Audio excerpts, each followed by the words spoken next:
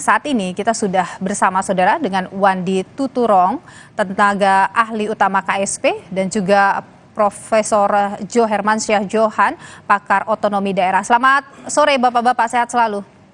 Alhamdulillah sehat ya, terima kasih Mbak. Sore. Ya, saya ingin ke Pak Wandi dulu. Pak Wandi, jadi Kepres soal status ibu kota ini akan segera terbit atau bagaimana? Ya, tentu itu nunggu dari presiden ya. Jadi kita masih melihat proses biasanya ada di Setnek. Jadi nanti kalau sudah ada pemberitahuan, tentu teman-teman di media juga akan tahu. Jadi kalau begitu bagaimana status Jakarta saat ini? Kalau berdasarkan Undang-Undang IKN nomor 3 tahun 2022 kan ada di pasal yang mengatur itu kan di pasal 4 dan di pasal 39 ayat 1 ya. Jadi kalau di pasal 4 kan dikatakan peran ibu kota negara dan peran daerah khusus ibu kota Jakarta ke ibu kota Nusantara ditetapkan dengan keputusan presiden. Yaitu menunggu Kepresnya tadi kan. Lalu yang di pasal 39 ayat 1 dikatakan kedudukan, fungsi, dan peran ibu kota negara tetap berada di provinsi daerah khusus ibu kota Jakarta sampai dengan tanggal ditetapkannya pemindahan ibu kota negara dari provinsi daerah khusus ibu kota Jakarta ke ibu kota Nusantara dengan keputusan presiden. Jadi selama bacaan saya adalah selama belum ada keputusan presiden itu maka masih di Jakarta gitu kira-kira. Jadi sekarang statusnya masih daerah khusus ibu kota DKI Jakarta, begitu ya Pak Wandi? Ya, itu tafsiran saya terhadap Undang-Undang IKN pasal 39, pasal 4 dan pasal 39. Oke, kalau dari Prof Jo bagaimana melihat status Jakarta ini sekarang? Oh iya, Jakarta masih tetap DKI, daerah khusus ibu kota ya. Mengapa? Karena di samping Kepres tadi belum terbit, yang utama sebetulnya undang-undang yang mengatur DKI menjadi DKJ belum ditetapkan oleh pemerintah bersama DPR ya. Undang-undang itu lagi digodok kan? Ya. Menggantikan Undang-Undang DKI nomor 29 tahun 2007.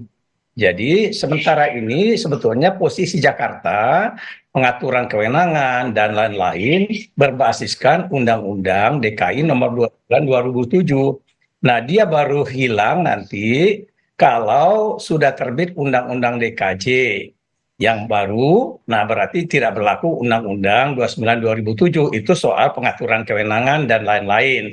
Tapi soal kepindahan ibu kota itu tindakan eksekutif. Nah, itu masih tetap kalau toh terbit dikatakan dalam waktu dekat Undang-Undang DKJ ya pengganti Undang-Undang DKI, maka Kepresnya juga harus kita tunggu. Kalau Kepresnya belum terbit, belum pindah. Jadi Kepresnya itu terbit tentu saja menunggu kesiapan pembangunan di sana. Bagaimana presiden berkantor kalau istana belum jadi. Oke, jadi sekarang statusnya masih daerah khusus ibu kota sampai menunggu Kepres itu diterbitkan begitu ya. Saya ke Pak Wandi dulu, ini soal hal yang jadi polemik juga di RUU TKJ itu adalah soal gubernur Jakarta, yang dimana itu kan sempat dipolemikan karena disebut ditunjuk oleh presiden dan diberhentikan oleh presiden. Sekarang ini pembahasannya bagaimana soal pasal 10 itu? Di kita nggak ada itu ya, soal daerah khusus Jakarta itu sebenarnya tidak ada di kami ya. Jadi itu sepenuhnya di di RUU-nya nanti, undang-undangnya nanti. Karena kan kami mengawal IKN saja, dan kalau di IKN sudah jelas. Nah, di ini tidak ada juga arahan soal apapun ya, soal itu saya kira itu proses kita serahkan kepada parlemen ya untuk membahas itu gitu. Tapi kalau misalnya sebagai pemerintah yang untuk inventaris masalah yang di RU itu, ada apa saja yang sudah diinventaris saat ini? Belum dibahas juga di kita. Jadi itu sebetulnya proses yang kita serahkan saja sepenuhnya kepada parlemen. Kan kalau kami kan fokusnya memang bagaimana mengawal program KSP ya, sebagai KSP. Mengawal program prioritas presiden. Dan Oke. itu salah satunya adalah IKN. Oleh karena itu konsentrasi kita memang bagaimana seperti tadi Prof. Jo sampaikan, bagaimana kita mengawal proses pembangunan yang di sana karena memang ada target ucapan presiden meskipun tidak disebut di undang-undang dan di peraturan bahwa kita akan melakukan upacara tanggal 17 Agustus tahun ini di sana. Nah, itulah energi kita tuh lebih dikerahkan ke sana Oh, gitu ya. oke. Jadi kalau soal DKJ saya kira itu kita serahkan pada prosesnya saja dan memang beda kan, beda Akan dengan setuju ini. saja begitu nanti. Iya, saya kira begitu posisi kita saat ini ya. Oke, kalau dari Prof Jo bagaimana Prof melihat kisru soal kepala daerahnya begitu nanti di Jakarta ini? Ya gini, jadi kalau proses legislasinya, Niluh ya, sekarang ini pemerintah sudah kirimkan DIM, tadi yang disebut daftar Ya. inventarisasi dan sudah kirimkan nama-nama menteri yang akan mewakili presiden, Ampres. Ada 5 menteri itu, antaranya Mendagri, kemudian Menteri Kumham, lalu ada Menpan RB dan sebagainya. Nah, lalu yang perlu kita ketahui, DIM pemerintah itu kan belum bahas nih bersama DPR. Ya, di pemerintah itu apakah pemerintah dengan draft usulan DPR RI yang menyatakan di pasal 10 itu gubernur dan wakil gubernur ditunjuk dan diangkat oleh presiden. Nah, dengan memperhatikan saran dan pendapat DPRD Jakarta. Nah, itu belum dibahas. Tapi kalau kita baca pernyataan-pernyataan para pejabat pemerintah, Mendagri, Menpan RB, Presiden bahkan di ruang publik ya di media, itu menyatakan mereka tak setuju dengan itu. Jadi dia maunya tetap pemilihan langsung gubernur dan wakil gubernur. Saya kira itu sudah bisa kita pegang ya. Kan nggak mungkin Presiden sama Mendagri, Menpan berbohong di depan publik ya. Jadi kita pegang itu aja. Oke, kalau menurut Anda perlu dibuatkan pasal terkait dengan bahwa kepala daerah di Jakarta itu nanti dipilih melalui pilkada atau bagaimana? Iya, jadi dengan sendirinya berarti ditolak usulan melalui pengangkatan presiden dan pemerintah posisinya kalau kita baca pernyataan pejabat di ruang publik akan minta tetap pemilihan langsung gubernur dan wakil gubernur di Jakarta. Nah, pembentuk undang-undang kan DPR, tapi undang-undang tidak bisa ditetapkan kalau tidak ada kesepakatan bersama pemerintah.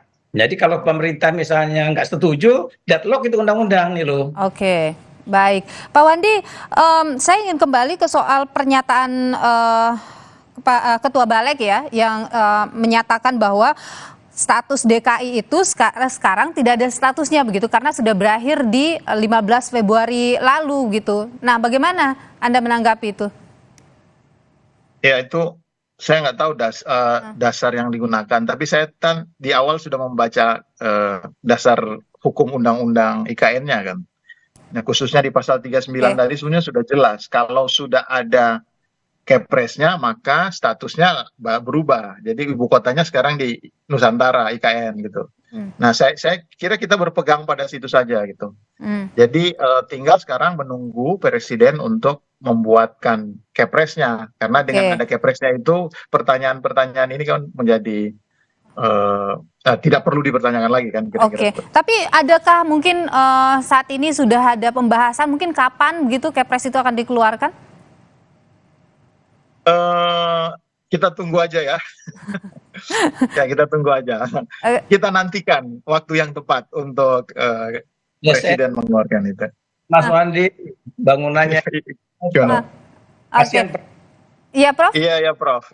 Maksud saya bangunan istana, kantor-kantor menteri, kemudian untuk tempat pegawai tinggal, betul. Nah, baru kemudian Kepres terbit. Dan saya kira sekarang sih diterbitkan ya belum bisa lah, orang belum persen ya Mas Wandi ya. Betul. Karena kan targetnya memang 2024 ya pindah ke IKN ya Pak Wandi ya.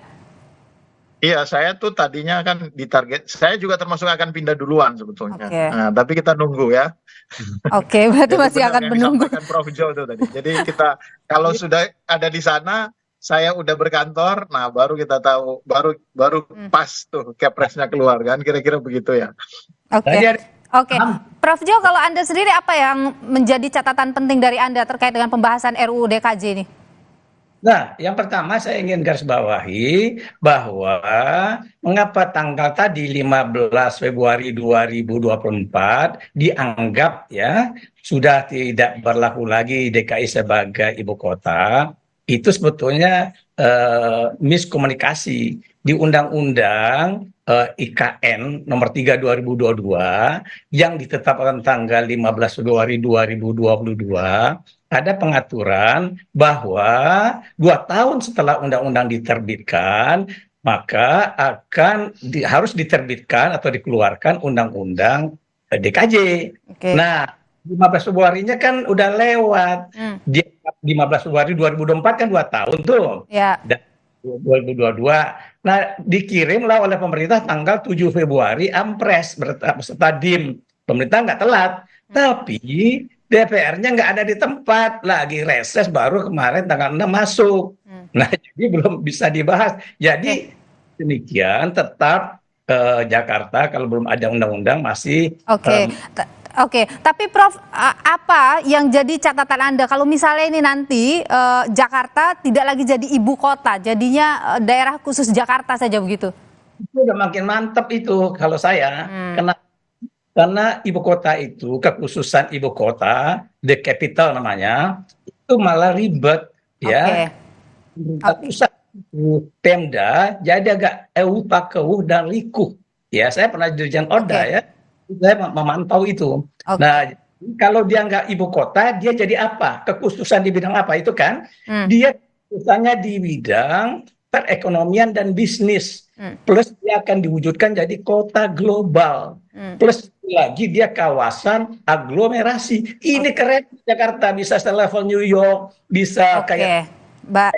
Baik, Prof. Pak Wandi, jadi apakah mungkin Kepres dikeluarkan setelah ada keputusan pemilu? Yang paling masuk akal yang disampaikan Prof Jo tadi. Jadi kesiapan di IKN-nya. Jadi kalau kita sudah institusi lembaga-lembaga yang utama untuk menjalankan pemerintahan sudah bekerja, sudah ada di sana, sudah bisa bertemu, sudah bisa rapat misalnya secara fisik. Nah, saya kira itulah salah satu pertanda awal bahwa kota baru sudah berfungsi sehingga Kepresnya bisa dikeluarkan, dengan demikian sahlah.